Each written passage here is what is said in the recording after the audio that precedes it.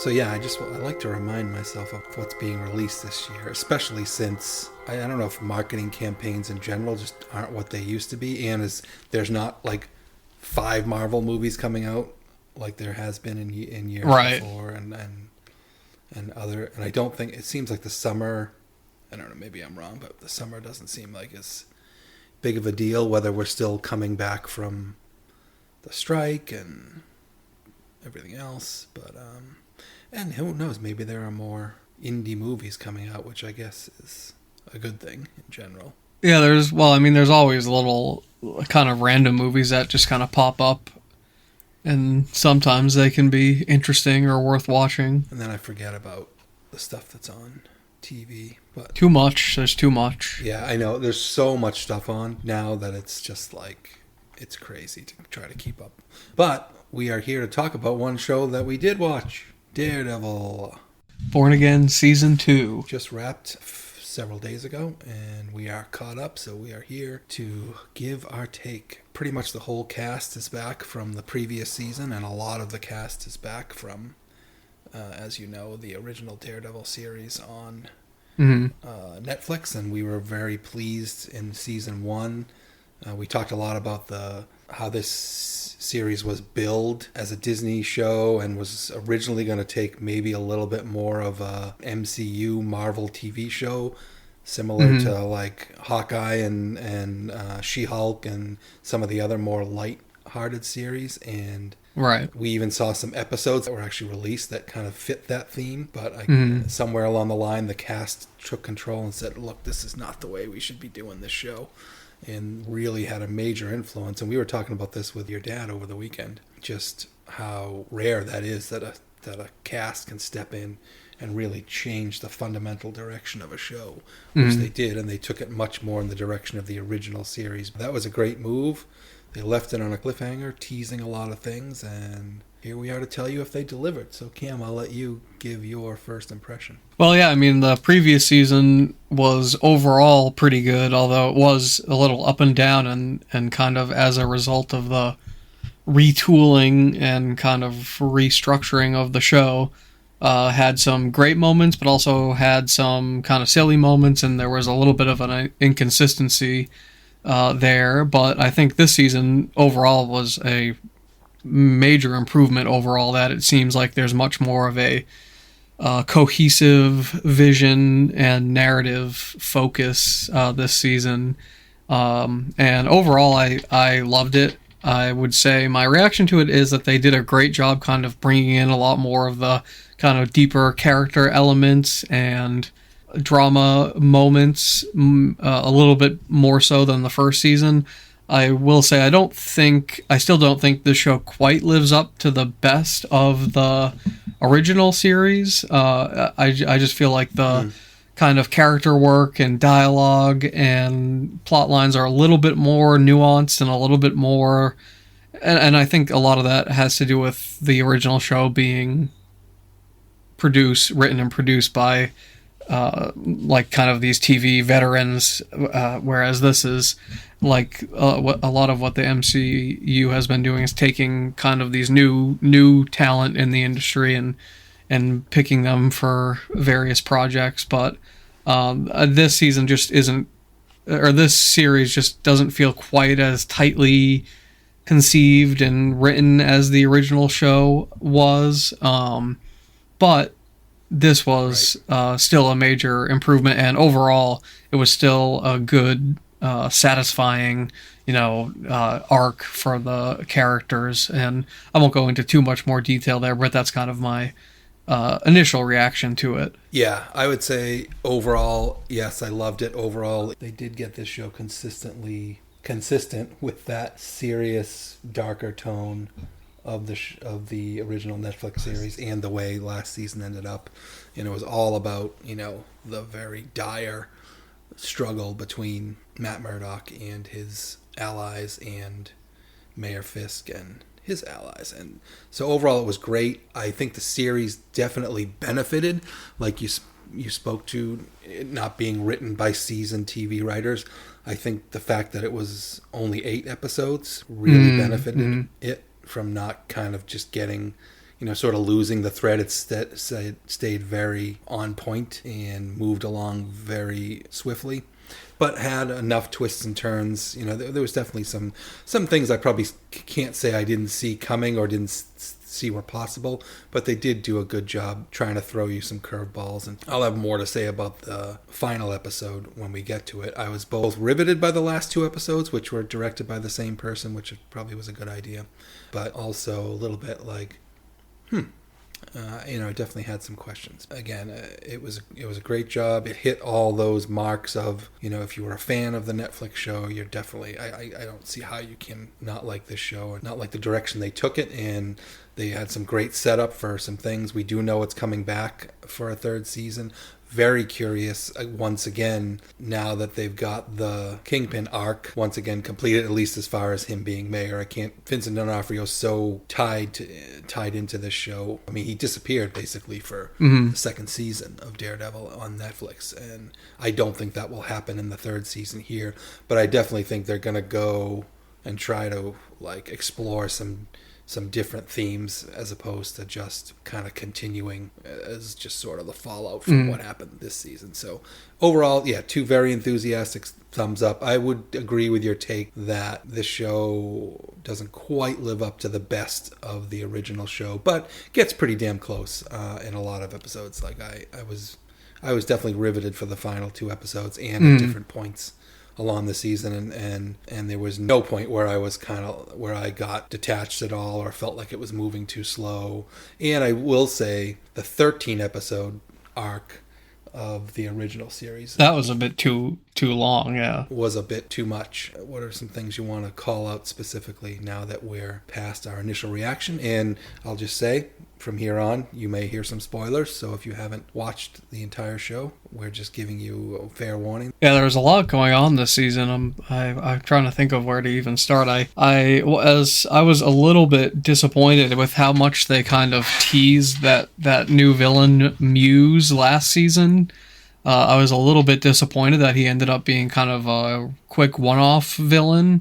But one of my favorite aspects of this season, the 2nd season, was how it seems to really be affecting Heather's psyche and just her kind of slow descent into what the very last, right. One of the very last things you see is her putting on the mask and kind of becoming presumably a different Muse.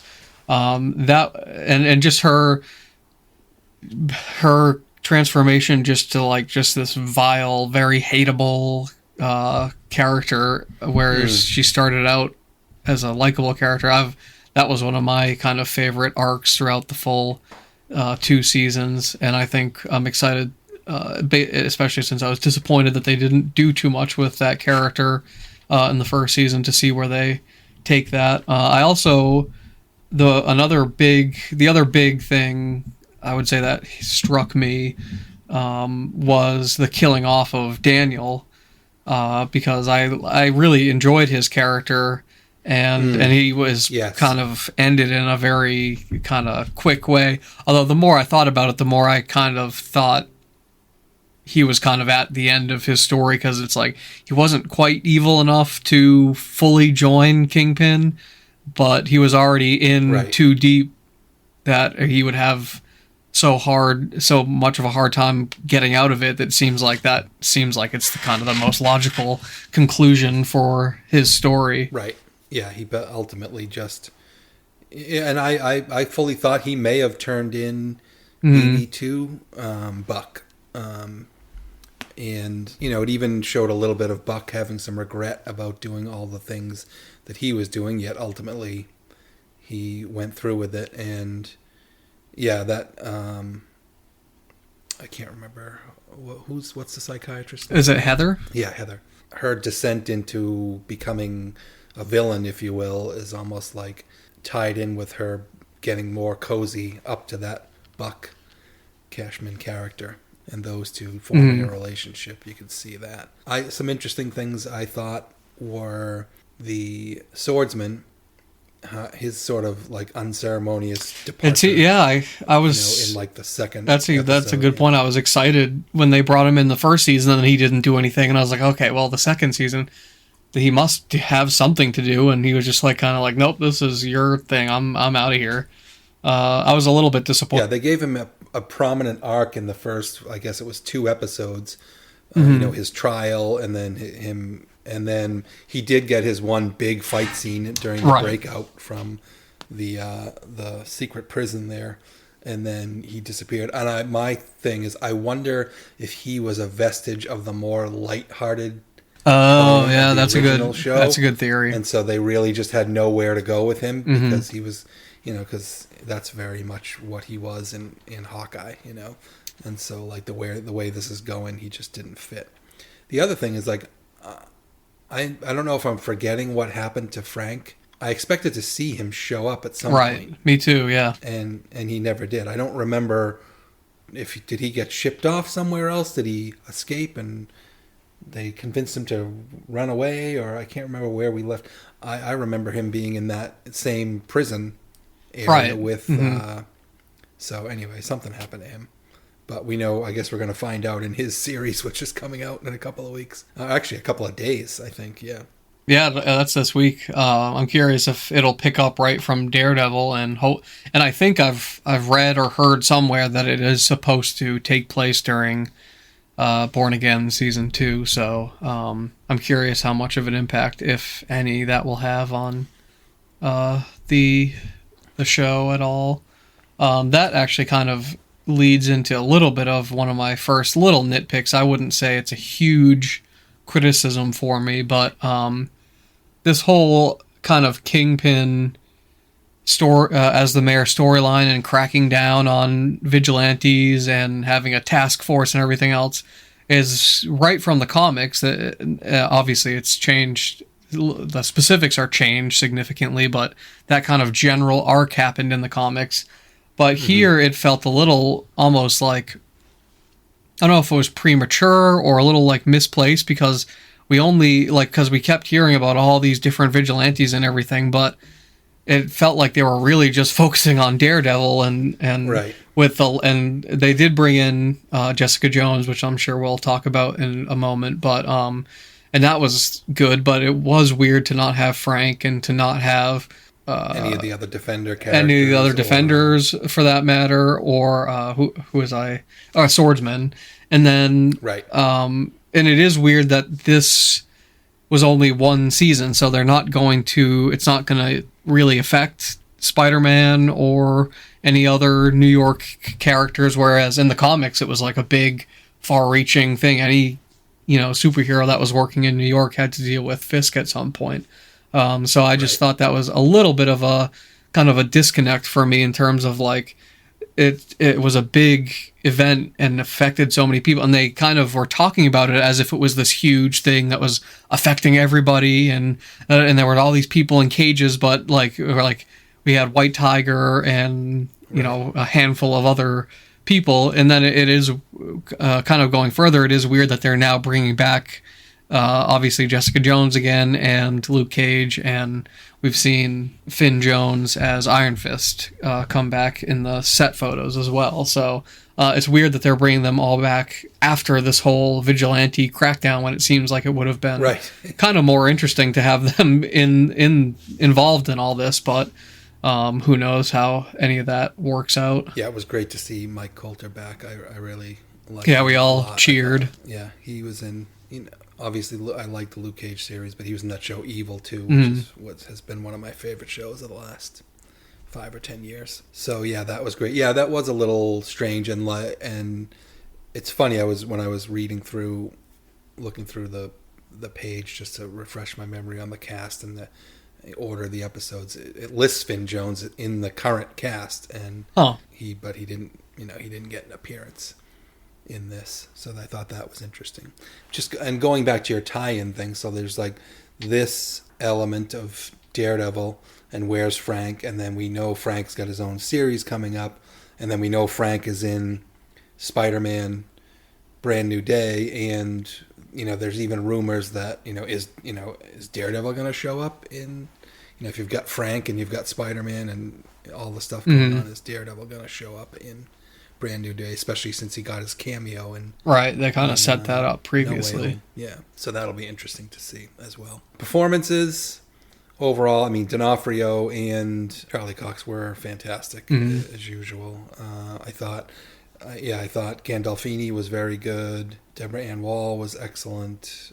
I mean, all the performances overall were pretty tremendous. Matthew Lillard was interesting as Mr. Charles. Yeah, I was going to bring that up. I feel like he plays the same character in every. Yeah, well, he kind of plays himself like kind of a crazier version of himself. Yeah. But I was going to bring him up. I still don't quite even understand the point of his character and what he was doing there and what his goal was, and who. It seemed like he was working for the government and he was trying to get Kingpin to do things for the government, but then that didn't work out, and so they started fighting against each other. But they never really went into that, and it didn't seem like it really went anywhere. Yeah, I mean, the idea I think was he was a CIA agent, and so he was, they need to do things that in the CIA that they need to keep off books, and so he saw Fisk as a partner in letting them send weapons to people they wanted to, or whatever the case may be.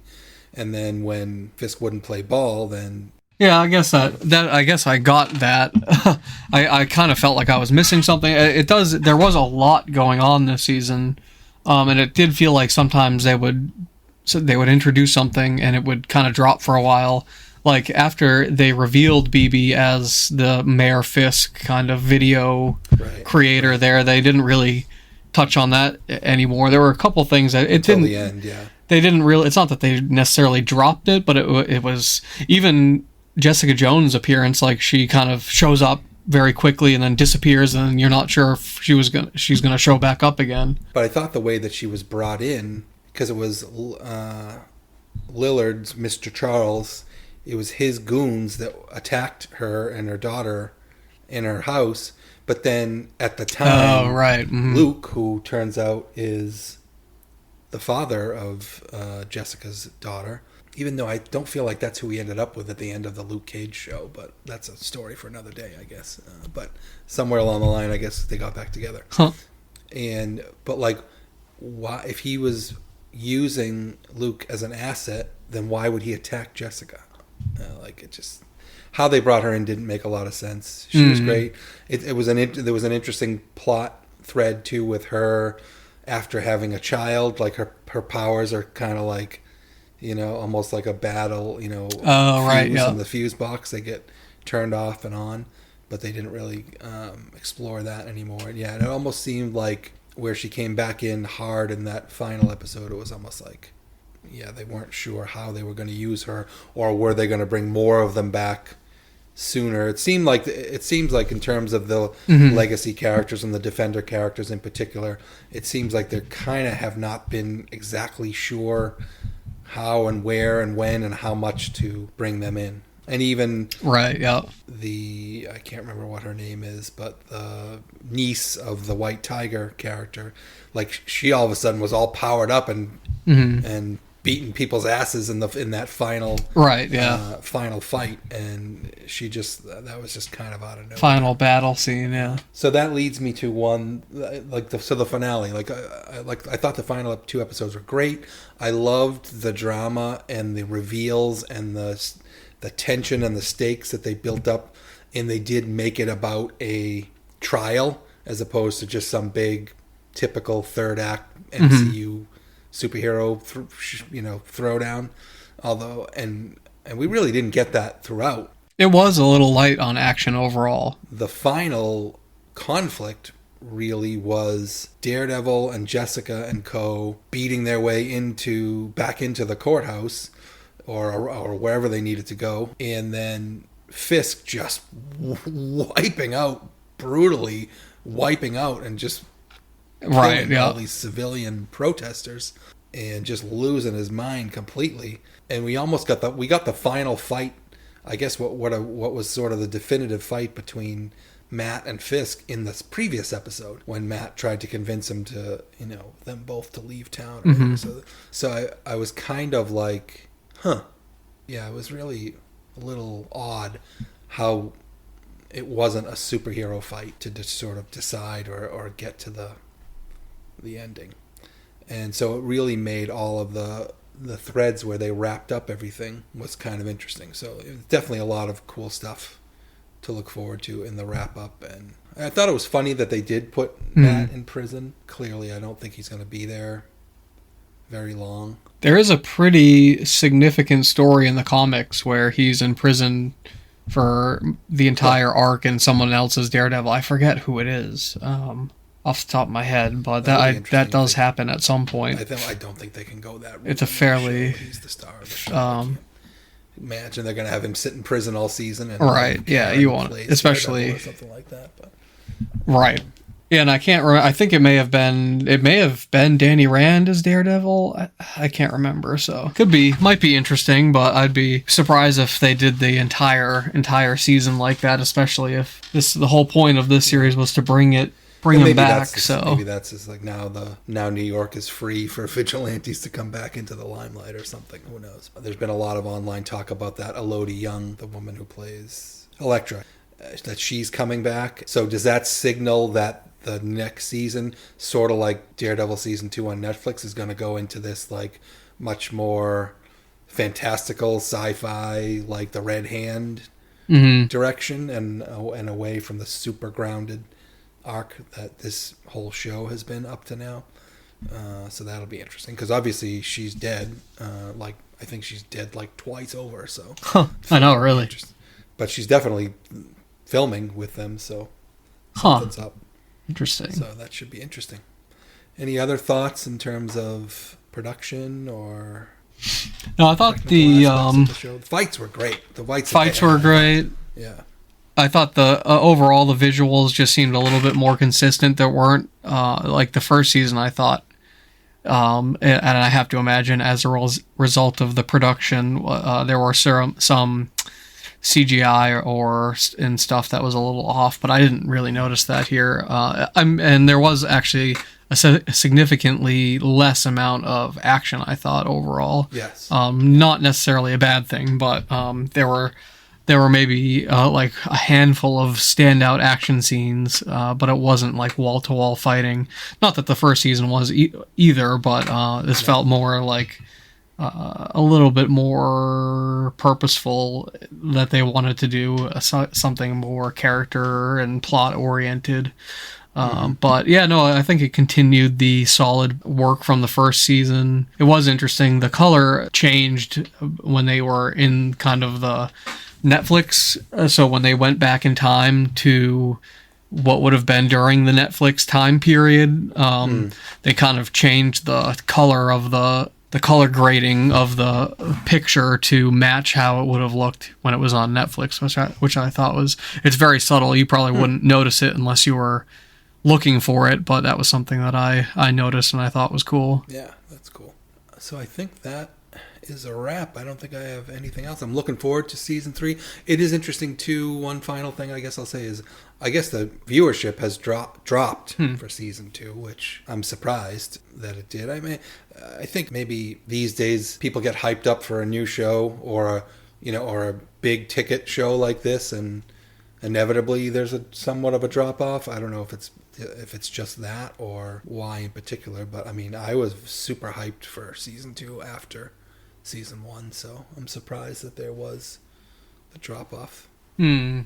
Well, hopefully it'll gain some more viewers in between seasons, and maybe it'll have a little bit of a comeback. Well, they're already filming season 3, so I think we can expect it around the same time next year, which is good to know that it's going to be coming around again. I mean, that's one of the things that the balance that these streaming shows, high budget streaming shows, have to find. Obviously, the biggest thing being Stranger Things, although there was plenty of extenuating circumstances that affected Stranger Things, but Fallout has heard the same complaints, and several other shows have too. Like, you can't. It's hard to maintain momentum when there's such a long hiatus between seasons for these shows. Yet, acting schedules and production, just the time it takes to produce them. They need to. They haven't quite found the sweet spot yet, but At least it seems like, we had Daredevil last year, we got it this year, we're going to get it next year. And we'll see. Maybe if the Punisher show and Spider-Man Brand New Day sort of pick up on some of these Daredevil threads, maybe that will help to keep people more, or get people more hyped up for the next season. Yeah. All right. That's a wrap on Daredevil Born Again Season 2. And we will be back. Yeah, what's next? Well, I think we've seen a couple of horror movies. We just saw Hokum this weekend. We actually all got to see it and sit in the theater together for the first time in a long time. And we separately, between you and I and Jen, saw The Mummy, Lee Cronin's The Mummy, and we've got some opinions on that one. And so maybe if Jen has a chance to see Hokum, she's been away. If she gets a chance to see Hokum, maybe we can do a little horror roundup with those two. But then there's definitely more horror coming up. I'm looking forward to that Back Rooms. Yeah, I think that's going to be good. That looks super interesting. Whether we do Mandalorian and Grogu, I know in there's a little Star Wars fatigue, I think, for everybody, and that seems very, very sort of kid-oriented. It's just all about cute Grogu and Baby Yoda stuff. Well, it's funny. But it looks. I read that Disney's not expecting it to do huge numbers opening weekend. So we'll see how that goes. Yeah. And then we've got Disclosure coming up. That looks like it could be amazing. Supergirl is not too far after that. And there's a whole bunch of stuff. Spider-Man, and then the fall we've got a new Japanese Godzilla movie coming out, which is going to be awesome. Well, hopefully, but and then Endgame. Who knows when we'll get an Endgame Doomsday. trailer? Oh, not Endgame. I'm sorry. I know, I do that all the time. The re-release of Endgame, but Doomsday. Doomsday is coming, and we're all... Yeah, we still haven't seen, or we don't know too much about it yet, so I guess we'll see. Fingers crossed. And is that Vision Quest series scheduled to come out this year, or...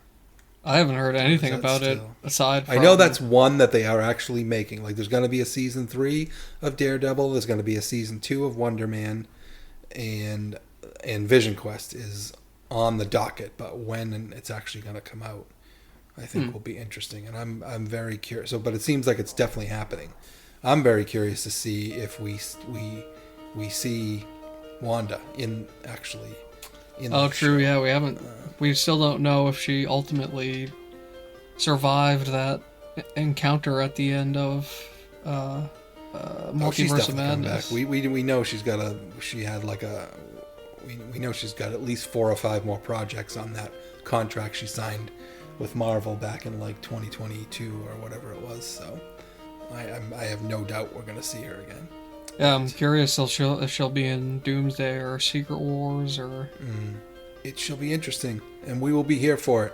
And I'm sure there's a ton of other things that we haven't even thought of, but that we will see, and we will bring to you to talk about and discuss. So thank you for listening and finding us wherever you're finding us. Please like and subscribe and comment where and if you are able to, and share with those of you who listen. Share with people who might also be interested.